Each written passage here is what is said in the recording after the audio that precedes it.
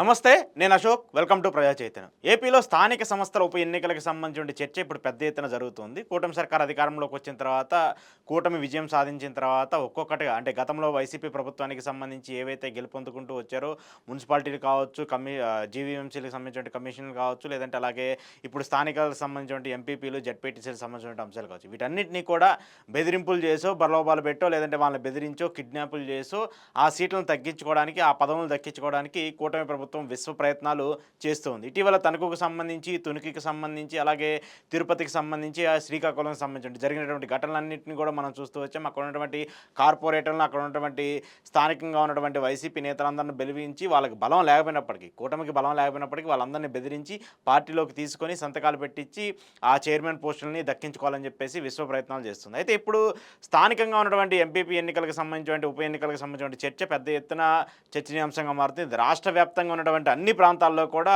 బెదిరింపులకు పాల్పడి, బెదిరించి వాళ్ళని కిడ్నాపులు చేసో, లేదంటే వాళ్ళని వేరే పార్టీ నుంచి డబ్బులు ప్రలోభపెట్టో వాళ్ళని కిడ్నాపులు చేసి తీసుకొని కూటమి పార్టీ విజయం సాధించాలని చెప్పేసి విశ్వ ప్రయత్నాలు చేస్తుంది. అయితే దీనికి సంబంధించి నిన్న అర్ధరాత్రి 2 గంటల నుంచి మాజీ మంత్రి కారుమూరి నాగేశ్వరరావు నివాసం వద్ద టీడీపీకి సంబంధించిన వ్యక్తులు హల్చల్ చేస్తున్నారు. దాదాపు 500 మంది టీడీపీకి సంబంధించినటువంటి వ్యక్తులందరూ కూడా చూస్తే ఇక్కడ ఒకసారి మనకు చూస్తే క్లారిటీకి అర్థమవుతుంది. ఆయన నివాసం దగ్గర అసలు చూడండి ఎంతమంది టీడీపీ కార్యకర్తలు చేరుకొని అర్ధరాత్రి 2 గంటల నుంచి అక్కడ ఆయన గ్రామానికి చెందినటువంటి ఎంపీపీ ఎవరైతే ఉంటారో ఆయన్ని కిడ్నాప్ చేసో, లేదంటే బెదిరించో టీడీపీ పార్టీలోకి తీసుకొని ఆ స్థానాన్ని దక్కించుకోవాలని చెప్పేసి విశ్వ ప్రయత్నాలు జరుగుతూ ఉన్నాయి. విశ్వ ప్రయత్నాలు జరుగుతున్నప్పటికి కూడా ఎక్కడా కూడా పోలీసులకు సంబంధించిన సెక్యూరిటీ కావచ్చు ఎక్కడా లేదు. ఆయన నివాసం దగ్గరికి అయితే దాదాపు భారీగా టీడీపీ కార్యకర్తలు చేరుకున్నారు. టీడీపీ కార్యకర్తలు చేరుకునేసరికి అక్కడికి వైసీపీ కార్యకర్తలు కూడా చేరారు. ఒకసారి చూద్దాం ఇక్కడ ఏం జరిగింది అనేది కూడా.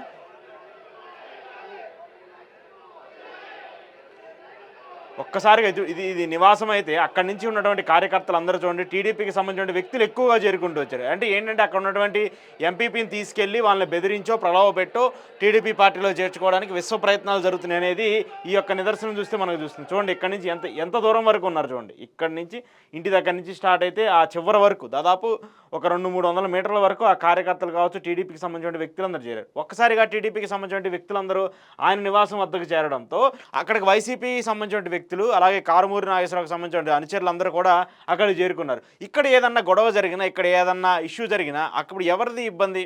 లా అండ్ ఆర్డర్ సమస్య కదా వచ్చేది.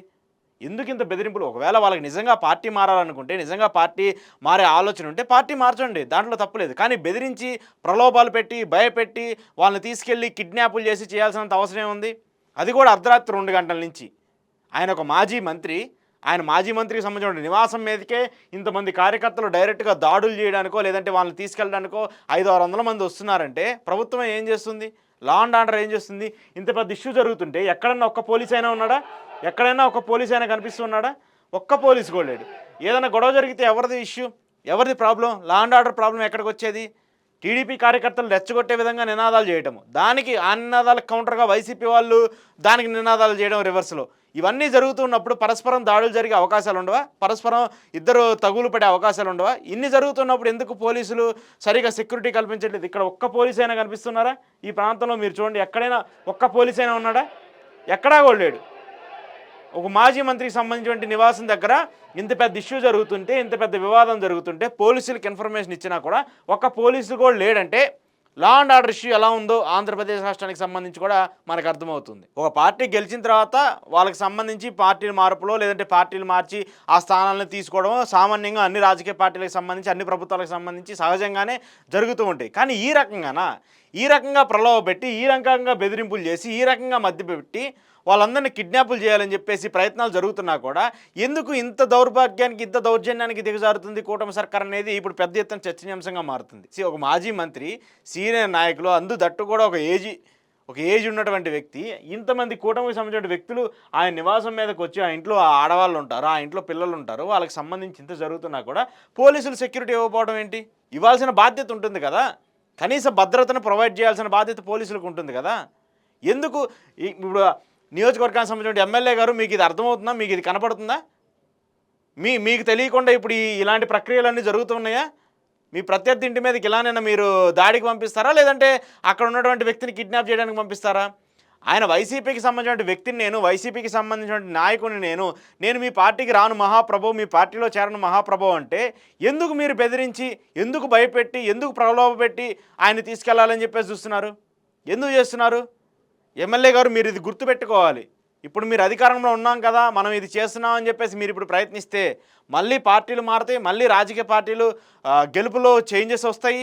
అప్పుడు మళ్ళీ వైసీపీ అధికారంలోకి వస్తే ఇలాంటి ప్రయత్నాలు జరిగినప్పుడు అప్పుడు మీరు కూడా ఇలాంటి ఇబ్బందులు ఫేస్ చేయాల్సి వస్తుందని చెప్పేసి కూడా వైసీపీ నేతలందరూ కూడా చెప్తూ ఉన్నారు. ముఖ్యంగా కారుమూరి నాగేశ్వరరావు గారు ఒక సీనియర్ నేతలు ఉండి ఒక లాయల్గా ఆయనకంటూ ఆయన నిబద్ధతగా రాజకీయాలు చేసుకుంటూ వెళ్ళే వ్యక్తి. సో ఆయనకి సంబంధించిన నివాసం మీదకి వచ్చి ఈ రకంగా దాడులు చేసి ఆయనకి సంబంధించిన ఆయన పార్టీకి సంబంధించిన ఒక ఎంపీపీని కిడ్నాప్ చేసి తీసుకెళ్ళి సపోర్ట్తో ఆ సీట్ని గెలిపించుకోవాలని, ఆ సీట్ని తీసుకోవాలని చెప్పేసి ఎలా ప్రయత్నాలు చేస్తారు? రాజకీయంగా ఆయన స్వతంత్రంగా వస్తే తీసుకెళ్ళండి, తప్పులేదు. ఆయన వచ్చి నేను సపోర్ట్ చేస్తాను టీడీపీ పార్టీకి, నేను టీడీపీ పార్టీలో ఉంటానంటే తీసుకెళ్ళండి. అలా కాకుండా నేను వైసీపీకి సంబంధించి నమ్మిన బంటుగా ఉంటున్నాను, వైసీపీకి సంబంధించిన వ్యక్తిగా ఉంటున్నానని చెప్పేసి చెప్తున్నప్పటికి కూడా ఎందుకు ఈ రకంగా దౌర్జన్యాలు, దహనకాండాలు జరుగుతున్నాయో అర్థం కావట్లేదు. ఖచ్చితంగా దీనికి సంబంధించి పోలీసులు ఖచ్చితంగా చర్యలు తీసుకోవాలి. దాంతోపాటు ఒక మాజీ మంత్రికి సంబంధించిన నివాసం మీదకి ఇంతమంది టీడీపీ కార్యకర్తలు ఒక్కసారిగా వచ్చారంటే రేపు ఎలాంటి ఘటనలైనా జరిగే పరిస్థితులు ఉంటాయి కదా ఆంధ్రప్రదేశ్ రాష్ట్రంలో. ఇప్పటికే ఆయనకి సంబంధించి చాలాసార్లు ఆయన చెప్తున్నారు, ఆయన కుమారుడు కూడా చెప్తున్నారు, అక్కడ పోలీసులు తీరు కావచ్చు, అలాగే అక్కడ ఉన్నటువంటి ఎమ్మెల్యే తీరు కావచ్చు సరిగా లేదు, కావాలని చెప్పేసి వైసీపీకి సంబంధించిన వ్యక్తుల మీద, వైసీపీకి సంబంధించిన అనుచరుల మీద, లేదంటే మా అనుచరుల మీద ఎక్కువగా దాడులు చేస్తూ వస్తున్నారు, వాళ్ళ మీద కేసులు పెడుతూ ఉన్నారు, వాళ్ళ మీద అక్రమ కేసులు పెట్టేసి, అక్రమంగా సెక్షన్లు పెట్టేసి, దొంగ సెక్షన్లు పెట్టేసి వాళ్ళని జైలుకు పంపిస్తున్నారని చెప్పేసి కారుమూరి నాగేశ్వరరావు చెప్తున్నాడు, కారుమూరి సునీల్ చెప్తూ ఉన్నారు. అయినా కూడా పోలీసులు ఇంత పెద్ద ఇన్సిడెంట్ జరుగుతున్నా కూడా ఎక్కడా కూడా సెక్యూరిటీ కల్పించట్లేదు. సో దయచేసి ఖచ్చితంగా దీని మీద ప్రభుత్వం ఒక యాక్షన్ తీసుకోవాలి. ఇలాంటి రాజకీయ పరంగా మీరు ఒకళ్ళ మీద ఒకళ్ళు కామెంట్స్ చేసుకోవడం, ఒకళ్ళ మీద ఒకళ్ళు వ్యక్తిగత దోషణలు చేసుకోవడం పక్కన పెడితే ఒక పార్టీకి సంబంధించి, ఒక రాజకీయాలకు సంబంధించినటువంటి నిబద్ధత, నిజాయితీగా ఉండేందుకు కూడా ప్రయత్నం చేస్తూ ఉండండి. అలా కాకుండా ఇలా కక్ష సాధింపు చర్యలకు, ఇలా బెదిరింపులకు పాల్పడతాం, మేము ఇలాగే రాజకీయం చేస్తామంటే మాత్రము ఖచ్చితంగా మళ్ళీ ఎన్నికలు వస్తాయి, అప్పుడు పార్టీలు మారుతాయి, కొత్తగా మళ్ళీ ఎమ్మెల్యేలు అవుతారు, కొత్తగా మళ్ళీ మంత్రులు అవుతారు, అప్పుడు కూడా ఇలాంటి ప్రయత్నాలే జరుగుతూ ఉంటాయి. ఇప్పుడు వాళ్ళ మీద మీరు చేస్తున్నారు, అప్పుడు మీ మీద వాళ్ళు చేస్తూ ఉంటారు. ఇదే కక్షపూరిత ధోరణులకు కూడా పాల్పడే ప్రయత్నాలు ఉంటాయి. కాబట్టి దయచేసి ఈ ఇన్సిడెంట్కి సంబంధించి ఇలా దాడులు చేయడానికి కాకుండా, ఇలా దాడులు జరగడానికి కాకుండా దయచేసి ఇప్పటికైనా రాజకీయంగా చేస్తే బాగుంటుంది. అలా కాకుండా ఇలానే బెదిరింపులకి భయం పెట్టేసి, లేదంటే డబ్బులు పెట్టి కొనేసి ఇలాంటి ప్రయత్నాలకి మేము పాల్పడతామంటే మాత్రం ఖచ్చితంగా రాబోయే రోజుల్లో దీనికి సంబంధించి తగిన మూల్యం చెల్లించుకోక తప్పదంటూ కూడా వైసీపీ హెచ్చరిస్తుంది. దీని మీదైనా సరే ఇప్పటికైనా పోలీసులకు సంబంధించి లా అండ్ ఆర్డర్ విషయంలో కావచ్చు, అలాగే ఒక మాజీ మంత్రికి సంబంధించి, మాజీ నేతలకు సంబంధించి ప్రొవైడ్ చేయాల్సిన సెక్యూరిటీకి సంబంధించి కావచ్చు, ఆచితూచి అడుగులేస్తే బాగుంటుందని చెప్పేసి వైసీపీ కోరుకుంటుంది.